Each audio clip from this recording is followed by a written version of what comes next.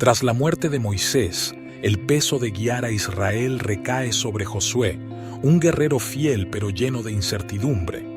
Dios le habla con firmeza y dice: «Esfuérzate y sé valiente, yo estaré contigo como estuve con Moisés». Josué ordena a los israelitas prepararse. En 3 días cruzarán el Jordán para tomar Canaán, la tierra prometida. Las tribus de Rubén, Gad y Manasés, ya establecidas al este del río, juran apoyar la conquista. Josué envía espías a Jericó, donde una mujer llamada Rahab los esconde y confiesa: «Sé que Dios os ha dado esta tierra, porque el terror vuestro ha caído sobre nosotros». Los espías regresan con esperanza. El miedo ya corroe a los cananeos. Al llegar al Jordán en primavera, el río desbordado parece imposible de cruzar. Pero Dios instruye a Josué: «Los sacerdotes avanzarán con el arca del pacto. Cuando sus pies toquen el agua, el río se detendrá». Así ocurre. El Jordán se divide y todo Israel cruza en tierra seca. Josué ordena tomar 12 piedras del lecho del río y levantarlas en Gilgal como memorial que decía: «Para que todos los pueblos sepan que la mano de Dios es poderosa». Aquel día, Dios exalta a Josué ante el pueblo, como antes a Moisés. Los reyes cananeos, al oír del milagro, se derritieron de miedo. En Gilgal, Josué restablece ritos abandonados en el desierto, circuncida a los hombres nacidos durante la travesía y celebra la Pascua. Es un nuevo comienzo. El maná cesa y comen frutos de Canaán. Mientras Josué medita cerca de Jericó, un guerrero con espada desenvainada se le aparece. Es el príncipe del ejército de Dios quien ordena: «Quita el calzado de tus pies, porque el lugar es santo». La batalla por Jericó será santa, no humana. Dios da instrucciones inusuales: rodear la ciudad 6 días con sacerdotes y trompetas y gritar al 7º. Israel obedece. Por 6 días marchan en silencio alrededor de Jericó. Al 7º, tras 7 vueltas, los sacerdotes tocan las trompetas y el pueblo grita. Los muros colapsan. Los soldados destruyen la ciudad, pero salvan a Rahab y su familia. Josué maldice a quien reconstruya Jericó: «Maldito delante de Dios el que reedifique esta ciudad». La victoria es total, pero un hombre, Acán, desobedece. Roba un manto babilónico, plata y oro, escondiéndolos bajo su tienda. La ira de Dios arde contra Israel. Confundido por la derrota en Hai, donde 36 israelitas mueren, Josué se postra ante el arca. Dios revela el pecado de Acán y dice: «Israel ha pecado, no podréis hacer frente a vuestros enemigos». Tras un sorteo sagrado, Acán confiesa y él y su familia son apedreados y quemados. Purificado el pueblo, Dios ordena atacar Hai de nuevo. Josué prepara una emboscada.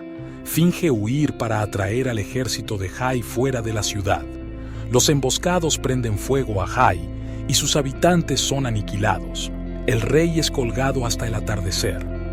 Josué construye un altar en el monte Ebal y lee la ley de Moisés ante todo Israel. Bendiciones y maldiciones son proclamadas en Gerizim y Ebal. Mientras tanto, los gabaonitas, temiendo ser destruidos, urden un engaño. Visten ropas viejas, cargan pan mohoso y odres rotos, y dicen ser de lejanas tierras. Josué, sin consultar a Dios, pacta con ellos. 3 días después, descubre la verdad: son vecinos de Canaán. Aunque Israel los maldice a ser leñadores y aguadores, el pacto se mantiene. Adonisedec, rey de Jerusalén, forma una alianza con 4 reyes para atacar Gabaón. Los gabaonitas piden ayuda a Josué. Dios promete y dice: «No temas, ninguno de ellos te podrá hacer frente». Josué marcha toda la noche desde Gilgal y sorprende a los amorreos. Dios lanza granizo desde el cielo, matando más que las espadas israelitas. Josué, viendo que el día se acaba, ordena y dice: «Sol, detente en Gabaón», y tú, luna, en el valle de Ajalón. El sol se detiene hasta que Israel vence. Los 5 reyes amorreos huyen y se esconden en una cueva en Maceda. Josué los atrapa, los ejecuta y cuelga sus cuerpos en árboles. Luego conquista ciudades del sur: Maceda, Libna, Laquis, Eglón, Hebrón y Debir. Ningún enemigo sobrevive. Josué regresa a Gilgal, pero pronto enfrenta otra coalición. Jabín, rey de Azor, une a los reyes del norte. En las aguas de Merom, Josué los derrota y quema a Hazor, cabeza de todos aquellos reinos. Tras 7 años de guerra, la tierra descansa. Dios ordena a Josué repartir Canaán por sorteo. Caleb, el espía fiel de 85 años, reclama Hebrón y dice: «Si Dios me ayuda, expulsaré a los Anaquim». Las tribus de Judá, Efraín y Manasés reciben sus porciones. Las hijas de Zelofehad piden heredad, y Josué les concede tierras. Ciudades de refugio son designadas para proteger a homicidas involuntarios, y los levitas reciben 48 ciudades. Quedan enemigos en algunas regiones, pero Dios promete y dice: «Yo los expulsaré, tú reparte la tierra». Al final de su vida, Josué convoca a Israel en Siquem y repasa su historia, desde Abraham hasta la conquista. Los insta y dice: «Temed a Dios. Si os parece mal servirle, escogeos hoy a quién sirváis». El pueblo jura fidelidad, pero Josué advierte: «No podréis servir a Dios. Él es Dios santo». Escribe estatutos en un libro y erige una piedra como testigo. Muere a los 110 años y lo entierran en Timnat Sera. Israel sirve a Dios durante su vida, pero pronto olvidarán sus promesas. Las tribus restantes reciben sus heredades. Benjamín obtiene ciudades entre Judá y Efraín, incluyendo Jericó y Betel. Simeón recibe tierras dentro de Judá, cumpliendo la profecía de Jacob. Zabulón se establece cerca del monte Tabor e Isaacar en los valles fértiles de Jezreel. Asher ocupa la costa mediterránea, rica en puertos, mientras Neftalí se asienta al norte del mar de Galilea. Dan, insatisfecho con su territorio montañoso, conquista Lais al norte, renombrándola Dan. Josué mismo recibe Timnat Sera en Efraín.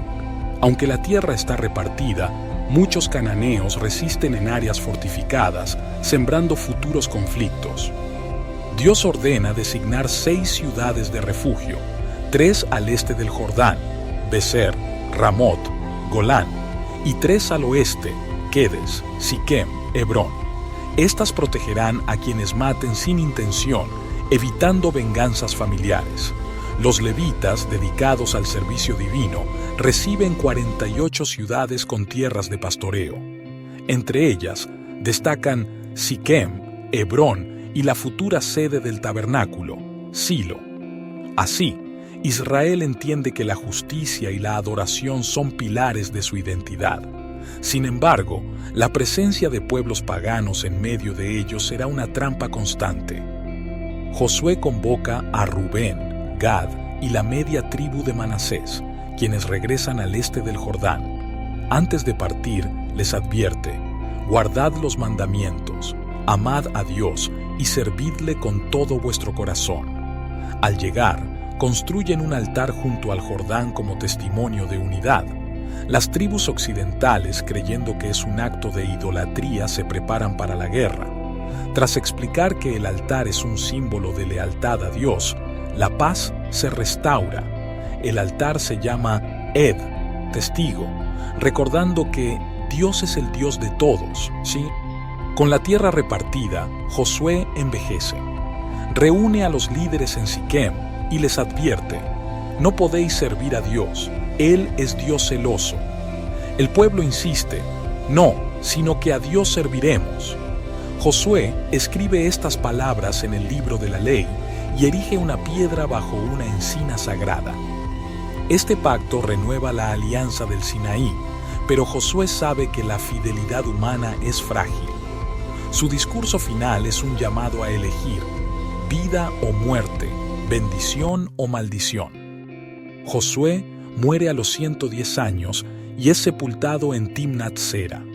Eleazar, el sumo sacerdote, también fallece y es enterrado en Gibeá de Efraín. Los huesos de José, llevados desde Egipto, son finalmente depositados en Siquem, cumpliendo la promesa hecha siglos atrás.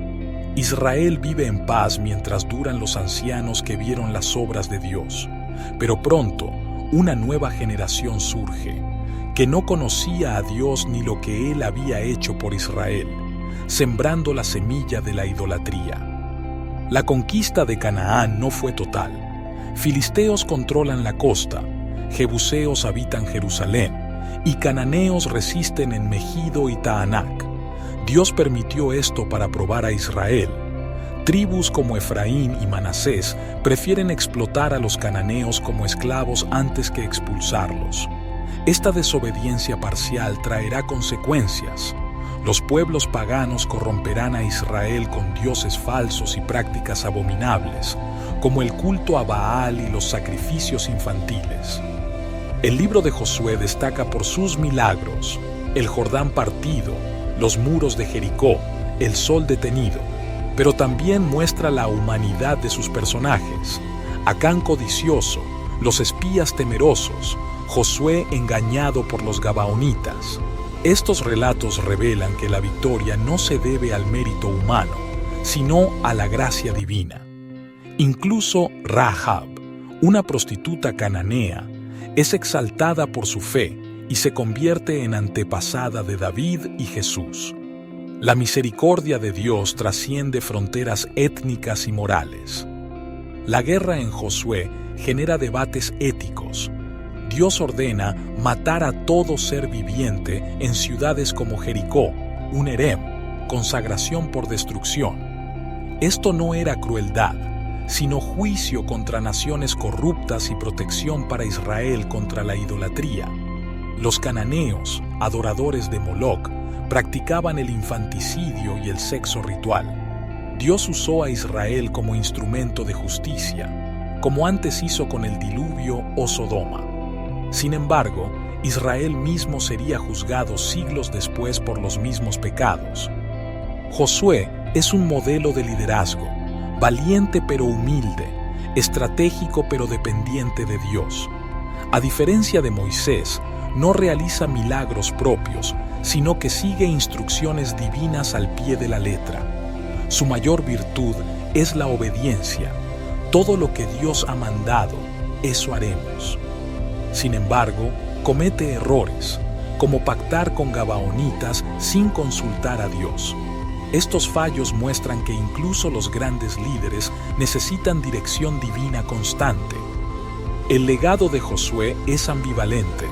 Por un lado, establece a Israel en la tierra prometida, cumpliendo la promesa a Abraham. Por otro, su muerte marca el inicio de un ciclo de apostasía y caos, narrado en Jueces. El libro concluye con una paradoja. Israel sirvió a Dios todo el tiempo de Josué, pero la idolatría acecha. Esto anticipa la necesidad de un líder perfecto, Cristo, el verdadero Josué. Su nombre en hebreo, Yeshua, significa salvación, quien guiará a su pueblo a la tierra celestial. La figura de Josué prefigura a Jesús de múltiples formas. Ambos salvan a su pueblo. Josué conduce a Canaán, Jesús al cielo. Ambos enfrentan pruebas en el desierto. Josué en el Éxodo, Jesús tentado por Satanás, y ambos son mediadores de pactos. Josué renueva la alianza en Siquem. Jesús establece el nuevo pacto en la cruz.